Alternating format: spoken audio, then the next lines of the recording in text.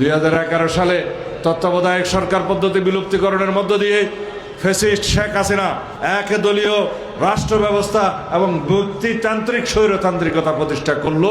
তিনি নিজেই বাংলাদেশের রানী হয়ে গেলেন। এই দেশ রাজত্বে পরিণত হলো। এই দেশ আর গণতান্ত্রিক রাষ্ট্র থাকলো না। গুম, খুন, অপহরণ নিত্যদিনের কাহিনী হয়ে গেল। এইভাবে আমরা 2009 সাল থেকে 2024 পর্যন্ত এদেশের মানুষের ভোটাধিকার প্রতিষ্ঠার জন্য, গণতান্ত্রিক অধিকার রক্ষার জন্য, এদেশের মানুষের মানবাধিকার এবং সাংবিধানিক অধিকার রক্ষার জন্য আমরা সংগ্রাম করতে থাকলাম দেশনেত্রী বেগম খালেদা জিয়ার নেতৃত্বে। সেই এক প্রেক্ষাপটে আমি অপহরণ হয়ে গেলাম, আমাকে গুম করা হলো।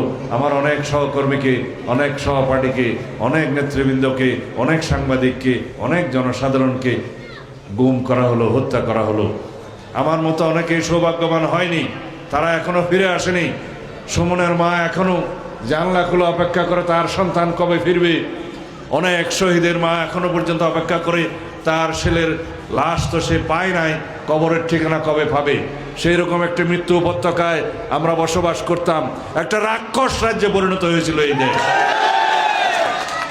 আমরা যদি সেই জায়গা থেকে মুক্তি পেতে চাই, যদি আমরা পুনরায় বাংলাদেশে কোনো স্বৈরাচারের উৎপত্তি না চাই, তাহলে আমাদেরকে শক্তিশালী গণতান্ত্রিক রাষ্ট্র বিনির্মাণ করতে হবে।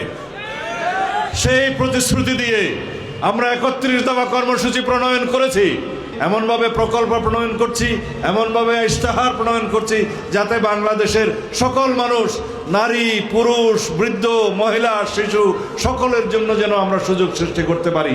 সেইভাবে আমরা বলছি, আমরা দরিদ্র ফ্যামিলির জন্য ফ্যামিলি কার্ড দেব।